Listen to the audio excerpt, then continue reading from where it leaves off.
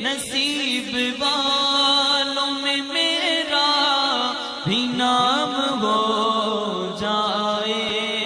والمرسلات عرفا فالعاصفات عصفا والناشرات نشرا فالفارقات فرقا فالملقيات ذكرا۔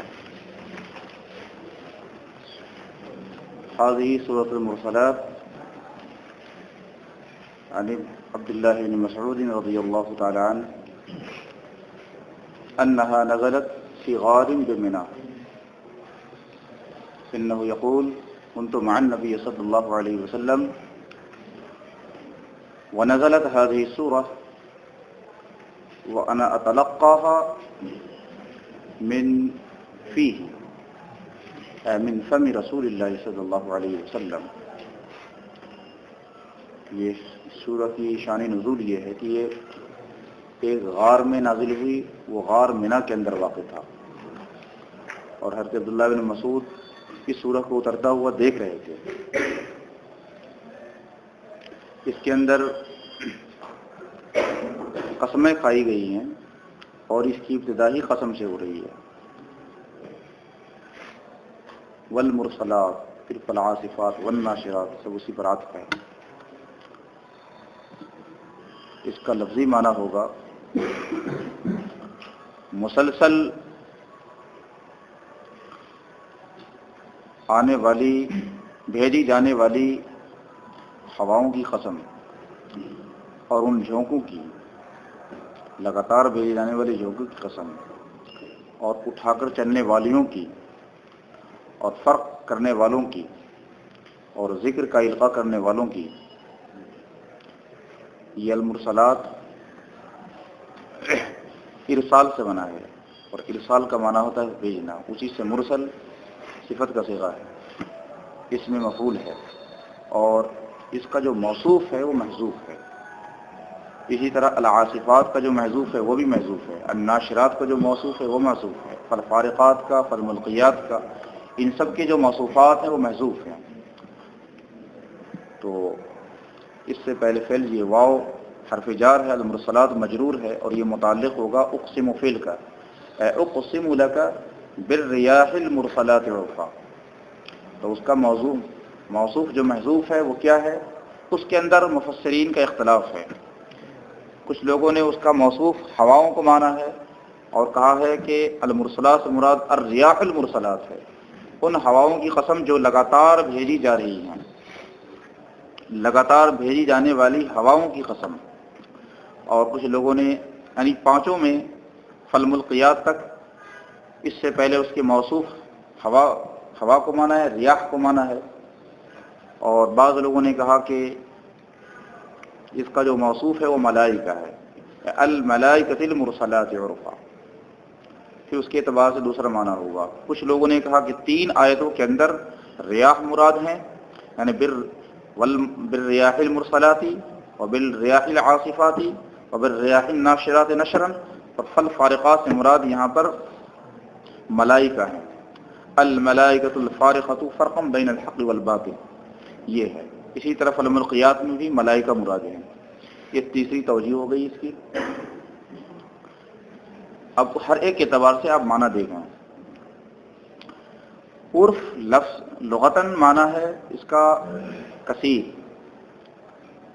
اور جو پے در پہ ہو، لگاتار ہو، تتابع، متتابعا و متلاحقا و کثیرا، یہ معنی ہے، یعنی جو وہ ہوائیں جو لگاتار بھیجی جا رہی ہیں۔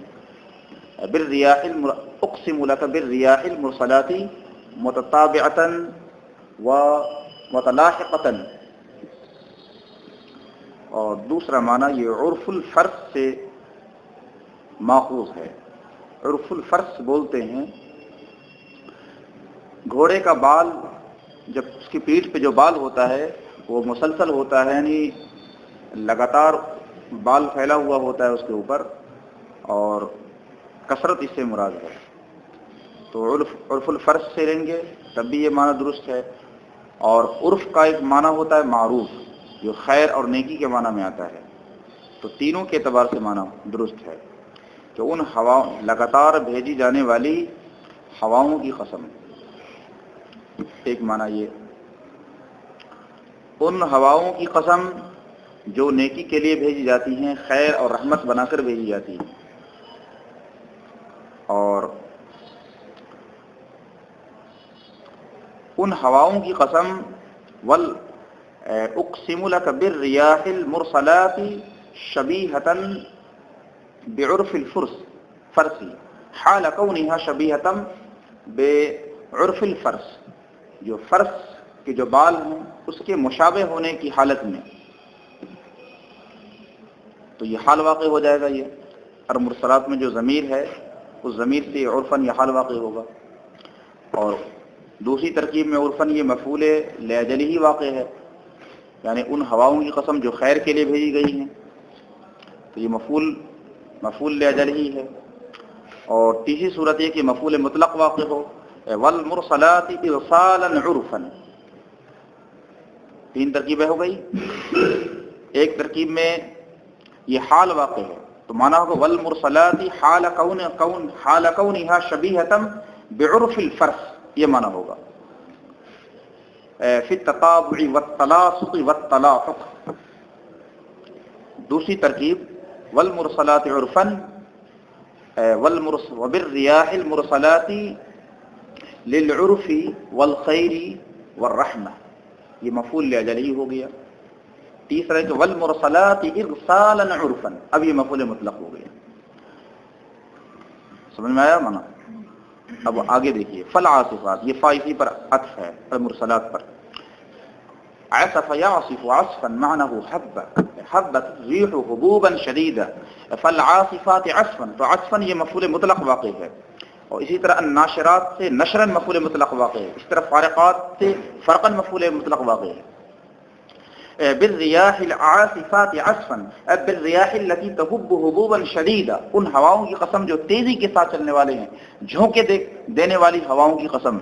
والناشرات نشرا، اور ان ہواؤں کی قسم جو اٹھا کر چلنے والی ہیں. والناشرات تنشر السحاب وتبسط السحاب نشرا، یعنی بادلوں کو اٹھا کر چلنے والی ہواؤں کی قسم. پھر فالفارقات فرقا، اور ان ہواؤں کی قسم التي تفرق السحاب وتبدد السحاب، جو ہواؤں کو بادلوں کو متفرق کر دیتی ہیں اور بادلوں کو چھاڑ دیتی ہیں پھر بعد میں. اب یہ معنی ہوگا فالفارقات فرقا اے تبدد وتفرق، اچھی طرح چھانٹ دیتی. اور ایک یہ ہے فالفارقات سے مراد اگر فرشتے ہوں تو معنی ہوگا بالملائکۃ الفارقات تفرق بین الحق والباطل، جو حق و باطل کے درمیان فرق کر دیتے ہیں، یہ معنی ہے.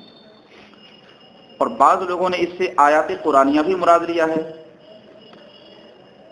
تو مطلب ہوگا اقسم بالآیات المرسلات متتابعة متلاحقة بعضها فوق بعض، یعنی یکے بعد دیگرے جو آیتیں اتر رہی ہیں ان مسلسل اترنے والی آیتوں کی قسم.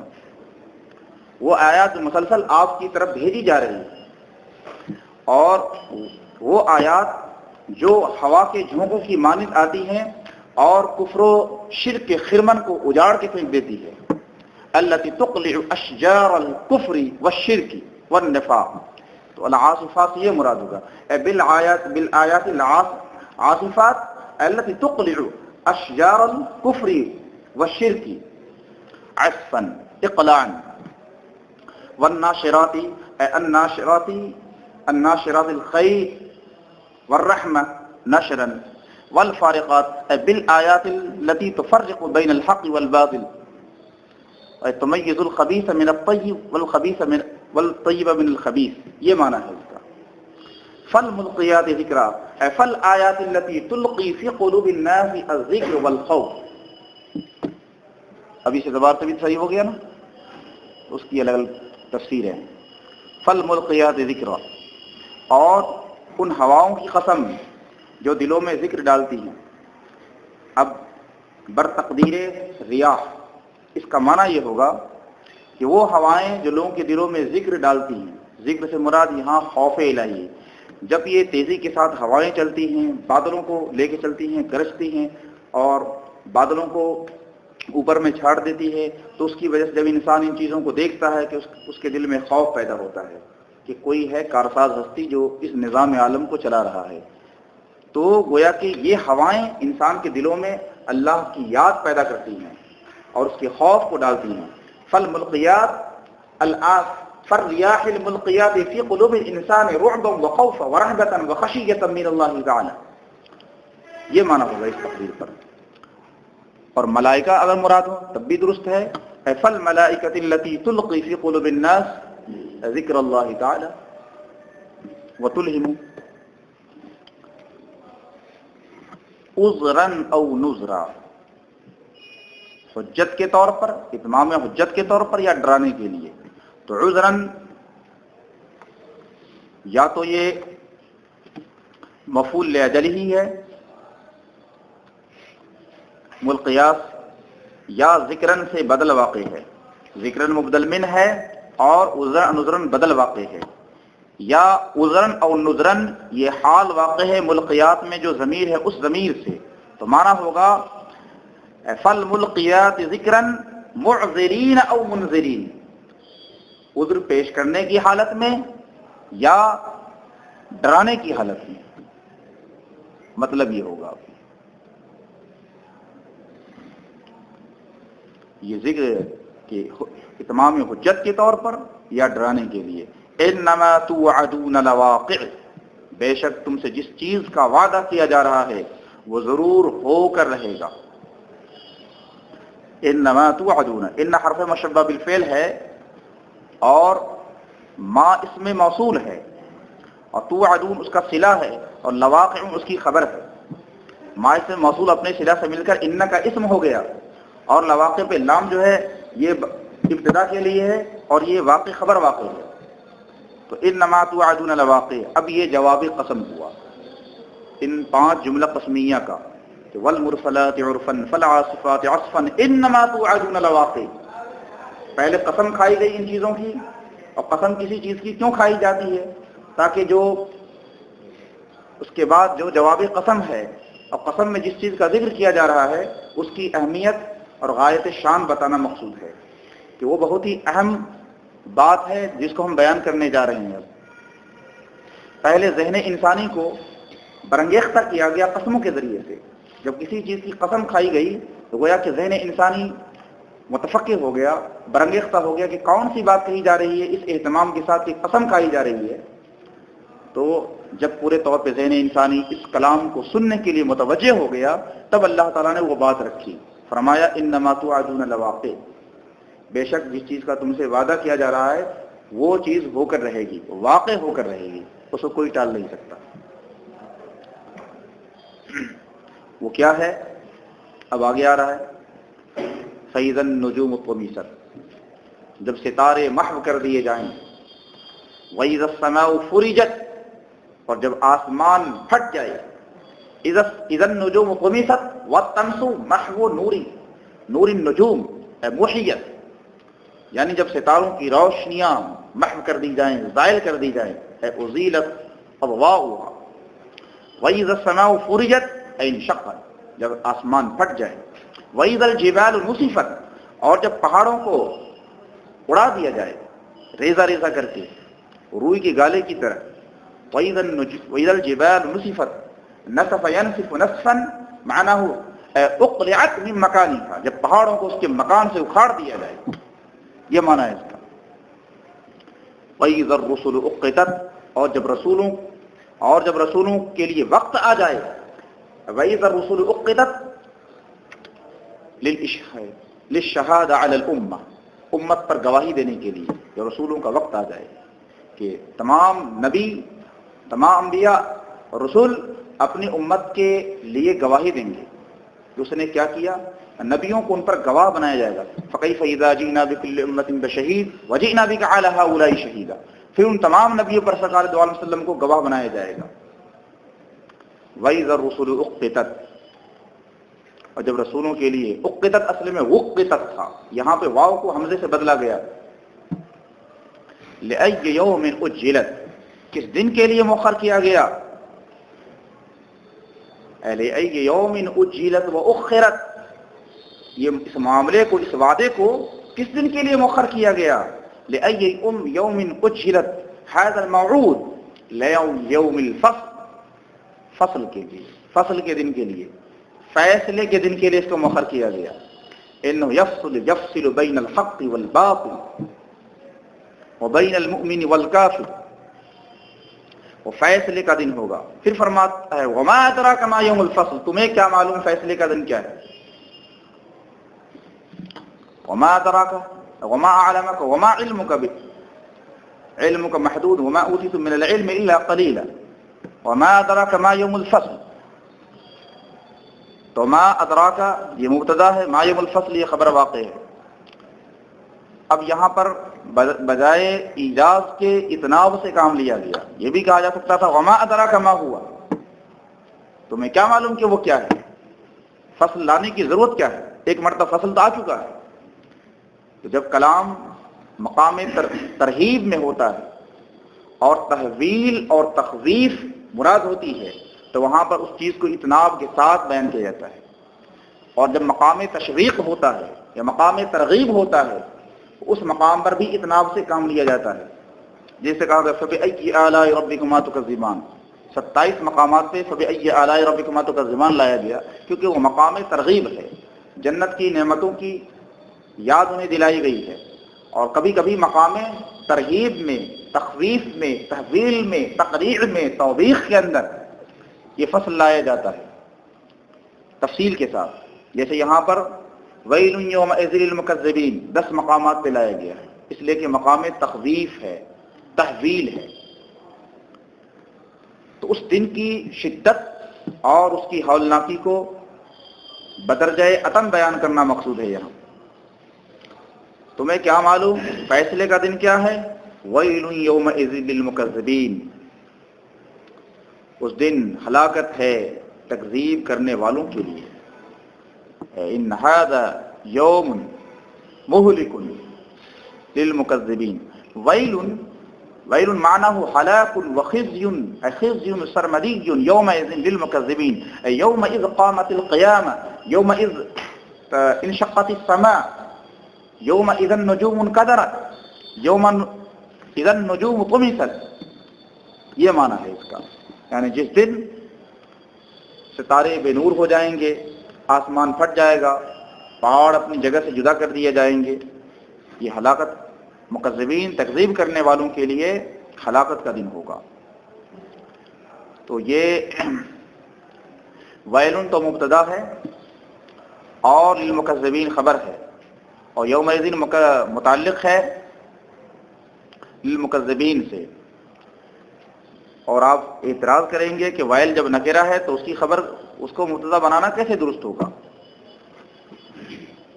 وائل جب نکرہ ہو گیا اور یہاں مبتدا بنایا گیا اسے، مکذبین خبر ہے، اس کا نکرہ بننا اس طور پر جائز ہو گیا کہ یہ مقام دعا میں واقع ہے، اور پھر اس کی صفت، بہت ساری صفتیں محذوف ہیں، اور جب نکرہ کی صفت لائی جائے تو اس کا مبتدا بننا درست ہو جاتا ہے. تو مطلب ہے یومئذ بھی اصل میں صفت ہے اسی کے لیے. یومئذ تقوم السماء، یومئذ قامت القیامہ، یومئذ اذ النجوم طمست، یومئذ السماء فرجت، یہ پوری صفت ہے اس یوم کی، اور یہ صفت بیان کر رہی ہے ویل کی، اس لیے اس کا مبتدا بننا درست ہو گیا. الم نہلک الاولین، کیا ہم نے اگلوں کو ہلاک نہیں کیا؟ الاستفہام للانکار للتوبیخ والتقریع، استفہام انکاری ہے، اس بات ہی نہیں ہے. کیا ہم نے اگلوں کو ہلاک نہیں کیا؟ یعنی ہاں ہم نے ہلاک کیا. اہلکنا الاولین، جیسے الم تر کیف فعل ربک بعاد، کیا آپ نے نہیں دیکھا کہ قوم عاد کے ساتھ تیرے رب نے کیا کیا؟ انک رأیت، یہ معنی ہے. تو یہاں پہ تحقیق کے لیے، اس بات کے لیے ہے، کیا ہم نے اگلوں کو ہلاک نہیں کیا؟ ثم نتبعهم الآخرین، پھر بعد والوں کو بھی ان کے پیچھے لائیں گے، اگلوں کے پیچھے لائیں گے، اور جو تکذیب کریں گے نبیوں کی یا جو نبیوں کے وارثین ہیں ان کو بھی ہم اسی لائن میں کھڑا کر دیں گے، انہیں بھی ہلاکت سے دوچار کریں گے. اتبع یتبع کا معنی ہوتا ہے عقب یعقب، کسی کو کسی کے بعد لانا. اردف ان نردفهم الاولین، اگلوں کے پیچھے لائیں گے. کذالک نفعل بالمجرمین، ایسا ہی ہم مجرمین کے ساتھ کرتے ہیں. الذین کذبوا برسولنا وکفروا بدیننا، جنہوں نے ہمارے رسولوں کی تکذیب کی، ایسا ہی ہم مجرمین، کیونکہ وہ لوگ مجرم ہیں. پھر فرمایا ویل یومئذ للمکذبین، ہلاکت ہے اس دن تکذیب کرنے والوں کے لیے. الم نخلقکم بماء مہین، الم نخلقکم ایھا الانسان ایھا المتمرد ایھا الکافر، کیا ہم نے تمہیں مائع بے قدر سے نہیں پیدا کیا؟ الم نخلقکم من ماء مہین اے من ماء قذر مستقذر اے من ماء مذر وماء حقیر اے خلقناکم من ماء حقیر. مہین کا معنی ہوتا ہے حقیر، ذلیل. ہم نے تمہیں مائع بے قدر سے پیدا کیا. فجعلناہ فی قرار مکین، اور اسے ہم نے ایک مضبوط قرار گاہ میں رکھا. اے فی رحم امی، فجعلناہ فی قرار مکین. والمکین ومن المکانہ بمعنى التمکن لا بمعنى المنزل والرتبہ. بولتے ہیں مکانہ کا ایک معنی ہوتا ہے مرتبہ، اور ایک مکان کا معنی ہوتا ہے تمکن، اس میں کسی چیز کا ٹھہرنا، ہونا. جیسے انہ مکین فی ھذا البلد، یہ اس شہر میں مکین ہے. مطلب کیا ہے اس کا؟ انہ مکین، انہ مستقر فی ھذا البلد، وانہ مکین عند سلطان عند حاکم، انہ ذو جاہ، عزت والا ہے، جا والا ہے، تو اس کو بھی مکین کہا جاتا ہے. لیکن یہاں مکین رتبہ کے معنی میں نہیں ہے بلکہ تمکن کے معنی میں ہے. فجعلناہ فی قرار مکین اے فی مستقر حسین وفی مکان حسین الی قدر معلوم، ایک مقررہ مدت تک، 9 اشہر او اقل.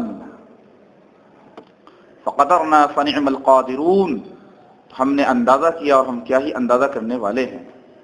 ویل یومئذ للمکذبین، ہلاکت ہو اس دن تکذیب کرنے والوں کے لیے. الم نجعل الارض کفاتا، کیا ہم نے زمین کو اٹھانے والا نہ کیا، مردوں کو اور زندوں کو اور مردوں کو. الم نجعل الارض کفاتا، الکفات وتکفت الشیء وتجمع الشیء.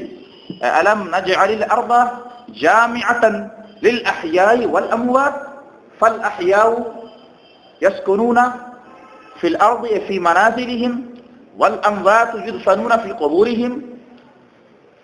یعنی ہم نے زمین کو جمع کرنے والا، اکٹھا کرنے والا بنایا کہ زندے تو زمین پہ رہتے ہیں اور مردے جو دفن ہو جاتے اس کے اندر، تو زمین تو سب کو اٹھا رہی ہے، جمع کر رہی ہے. والکفت هو الجمع والضم، کفت کا معنی ہوتا ہے یہ. اور کفات کیا ہے؟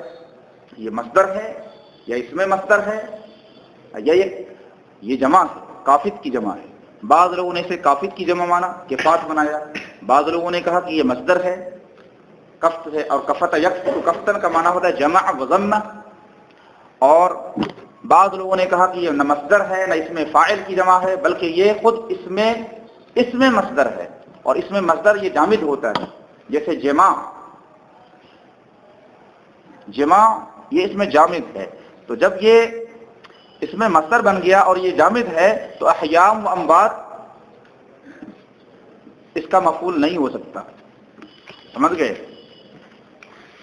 احیاء و اموات اس کا مفعول نہیں ہوگا، بلکہ اس کے مفعول بننے کے لیے ایک فعل کی تقدیر واجب ہوگی یہاں پر، اور جس پر دلالت کفات کر رہا ہے. تو معنی ہوگا وجع الم نجعل الارض کفاتا تکفت احیاء و امواتا، ہم نے زمین کو جمع کرنے والا نہ بنایا.